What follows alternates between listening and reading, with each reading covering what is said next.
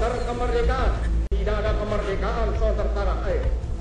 Kalau tuan-tuan menyerang kami dengan pedang dan bom dan beril dan meriam, maka kami akan melawan mati-matian, berkelahi mati-matian. Dan yakinlah, tuan-tuan tidak dapat mematahkan kami. Kami pasti dibantu Tuhan, kami pasti akan merdeka.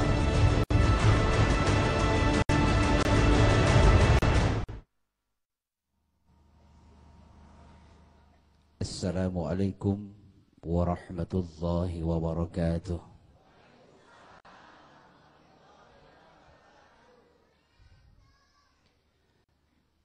A'udzu billahi minasy syaithanir rajim.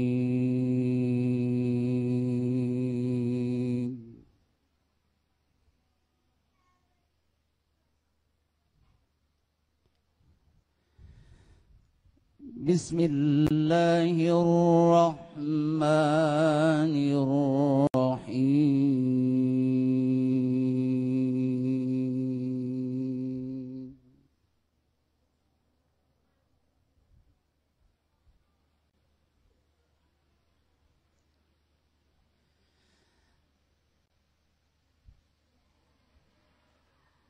Ayahsabu an lan yaqdira alaihi ahad.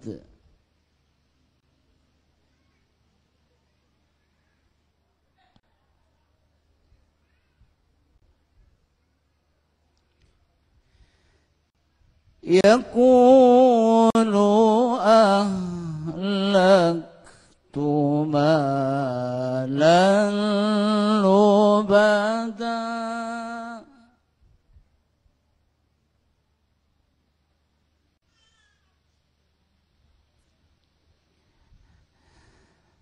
Ayahsabu an lam yarahu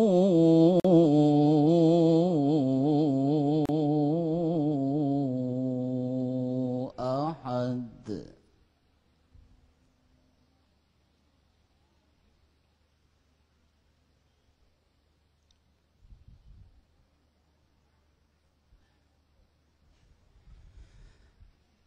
Alam naj'al lahu 'aynaini wa lisanan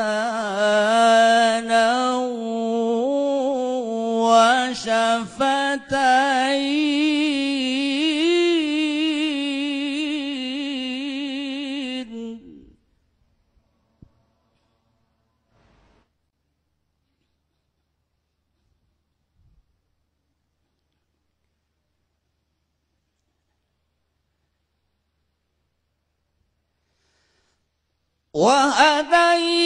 وهديناه النجدين فلاقتحم العقبة وما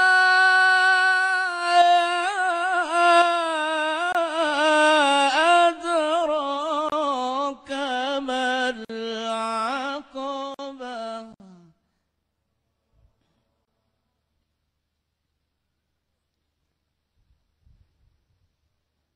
فك رقبة.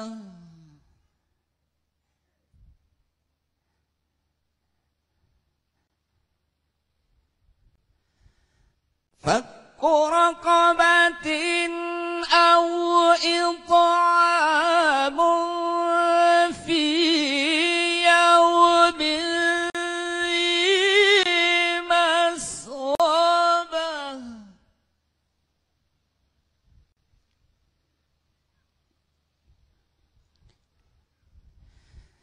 يتيما ذا مقربة أو مسكينا ذا متربة.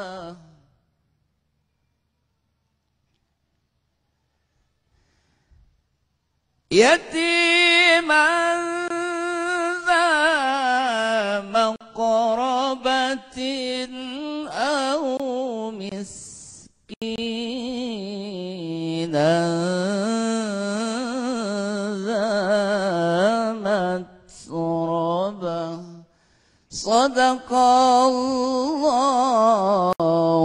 العظيم.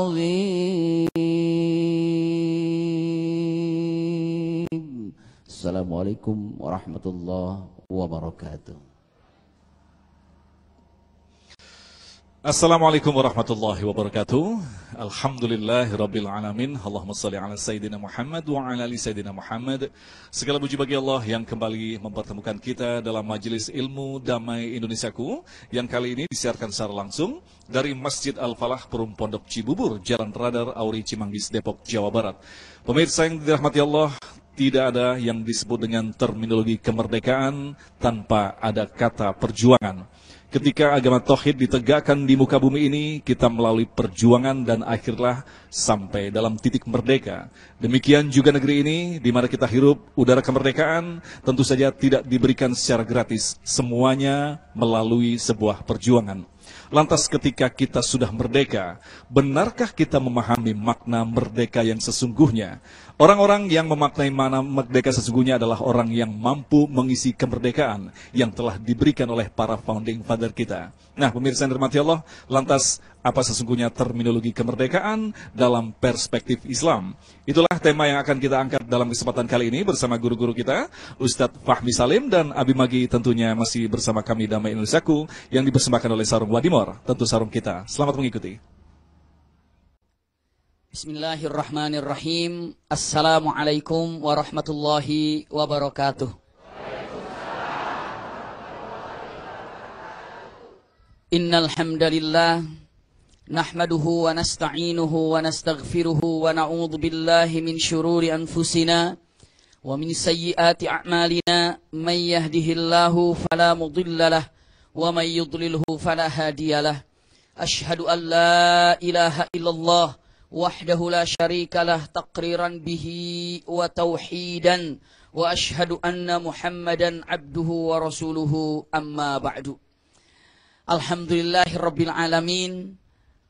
Ayahanda bunda, ikhwah akhwat fillah, para pemirsa Damai Indonesiaku TV One dimanapun berada, semoga seluruhnya selalu disertai dengan rahmat dan berkah Allah Subhanahu wa taala. Kesempatan yang sangat berbahagia ini, nikmat yang selalu diteteskan bahkan dicurahkan kepada kita oleh Allah Subhanahu wa taala setiap saatnya, setiap waktunya, dan ini membuktikan cinta Allah kepada kita. Wabil khusus negeri kita, negara kita, Indonesia sudah usia ke-71 tahun merdeka. Masya Allah, luar biasa. Indah, luar biasa. Dan ternyata kemerdekaan ini tidak gratis, namun balasannya adalah hal-hal yang luar biasa, ataupun ditebus dengan cucuran air mata, keringat di mana-mana, tetesan air matanya, ataupun darah bergelimang di mana-mana. Sebenarnya ini sudah terlihat daripada sunnah Rasulullah SAW zaman dulu. Untuk memerdekakan, menegakkan kalimat tauhid saja, zaman dulu Rasulullah SAW harus berani melakukan apa-apa yang akan membuat mungkin secara duniawi akan meneteskan air mata, secara duniawi akan kehilangan beberapa sahabat dari nyawanya, tapi hakikatnya itu adalah sebuah perjuangan demi meraih kemerdekaan. Perang demi perang, kenapa? Karena hal ini adalah sudah menjadikan satu kelaziman siapapun yang ingin meraih kemerdekaan. Merdeka itu itminan, ketenangan, kenyamanan. Bagaimana akan ibadah tenang kalau tidak merdeka? Bagaimana sistem ekonomi akan berjalan dengan lancar kalau tidak merdeka? Bagaimana hidup akan mendapatkan keluarga sakinah kalau tidak merdeka? Bagaimana ngaji akan tenang kalau tidak merdeka? Maka merdeka ini satu hal naungan yang sangat luar biasa sekali. Itulah yang diajukan dan diperjuangkan oleh para pahlawan. Rasulullah, kenapa harus pindah hijrah dari Makkah ke Madinah demi memerdekakan akidah yang mana memang tercekal, terbelenggu oleh orang kafir Quraisy? Datang ke Madinah, di Madinah tidak dibiarkan, diserang pula, subhanallah, mulai dari Badarnya, lalu Uhudnya, lalu Hamra'ul Asadnya, subhanallah, lalu Khandaknya, lalu Muraisinya, lalu Fatuh Mekahnya, lalu Hunainnya, terus bertubi-tubi demi memerdekakan akidah yang sangat dahsyat. Usikum wa iyaya nafsi bitaqwallah. Khandak, coba. Bagaimana ketika perang Khandak atau perang Ahzab saat mereka menyerang dengan ribuan orang, Rasulullah SAW saat itu memberikan satu kode emergensi, para sahabat kumpul. Salman Al-Farisi mengatakan, ya Rasulullah, kunna fi Faris, kami di negeri Faris, idza khusirna khandaqna alaina, kalau kami dikepung maka kami bikin khandak. Maka Rasulullah menggali parit dalam waktu yang cukup panjang, dalam panjangnya luar biasa, hampir 5 kilo parit itu terbentang dari kota Madinah, Masya Allah, untuk menghalangi kaum kafir Quraisy. Maka saat itu apa yang terjadi? Ya, dalam keadaan lapar, dalam keadaan haus, para sahabat kelaparan tapi tetap tersenyum, para sahabat dalam keadaan kehausan tapi tetap gembira. Tapi punten, beberapa sahabat yang namanya lapar tetap lapar, lalu dia datang ke hadapan Rasulullah. Ya Rasulullah, dengan bangga, bukan mengeluh. Ya Rasulullah, aku lapar tapi aku masih kuat. Lihat, aku sudah diganjal perutku dengan 1 batu. Rasulullah, bagus, jazakallah khair, aku sudah 2 batu. Subhanallah. Perjuangan yang sangat luar biasa. Belum lagi ketika di Uhudnya, Rasulullah SAW harus terkena daripada pukulan pedangnya, sampai rantai yang biasa menghalangi wajahnya harus masuk ke dalam jumjumah. Jumjumah itu di atas di sini. Maka tidak ada yang bisa mengambilnya kecuali Abdurrahman bin Auf menggigitnya daripada rantai yang masuk, lalu keluarnya derayan air matanya. Subhanallah, para sahabat melihat Rasulullah sampai darah tidak bisa berhenti. Kenapa terluka? Lalu Fatimah dengan mengatakan, ya Rasulullah, saya akan menghentikan darahmu yang ada di kepala. Bagaimana caranya? Dia ngambil yang namanya kayu yang sudah kering, dibakarnya, dalam keadaan masih menyala apinya, dimasukkan, ditempelkan ke kepalanya demi untuk menghentikan darah yang ada di kepalanya. Itu Rasulullah. Itu Rasulullah. Pejuang yang luar biasa. Demi apa? Menegakkan akidah. Untuk apa? Agar umat tenang beribadah. Tidak ada pahlawan di Indonesia ini. Kenapa mereka berjuang? Sampai berjuang. Jawabannya kenapa? Karena mereka menginginkan anak cucunya ibadah tenang, sholat tenang, puasa tenang, silaturahim tenang. Mereka yang diinginkan agar Indonesia tenang dalam berkhidmat kepada Allah Subhanahu wa taala dalam beribadah. Kenapa? Karena dalam Al-Qur'an juga dijelaskan bagaimana alladzinahu, atau dikatakan at'amahum min ju'i wa amanahum min khauf. At'amahum min ju'. Kenapa? Bagaimana at'amahum min ju' kalau dalam penjajahan?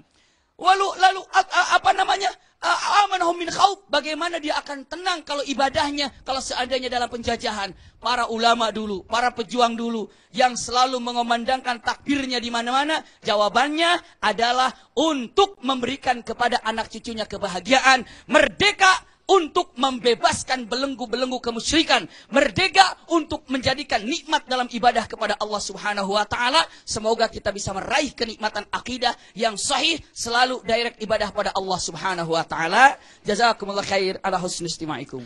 Pemirsa yang dirahmati Allah, itulah tadi dalam catatan ribuan lembar sejarah tentang merebut sebuah kemerdekaan, terlahirlah apa yang disebut dengan manusia-manusia pahlawan. Disinilah kemerdekaan justru mengajarkan kepada kita sebuah filosofi yang sangat penting, bahwa kita pun harus melahirkan pahlawan-pahlawan. Pahlawan adalah sosok yang mampu memberikan kontribusi, baik bagi dirinya sendiri ataupun orang banyak. Disitulah kita harus melahirkan pahlawan-pahlawan dari awal, yaitu dari lingkungan rumah tangga kita. Insya Allah, itulah yang akan kita bahas dalam segmentasi selanjutnya. Damai Indonesiaku yang dipersembahkan oleh Sarung Wadimor, tentu sarung kita.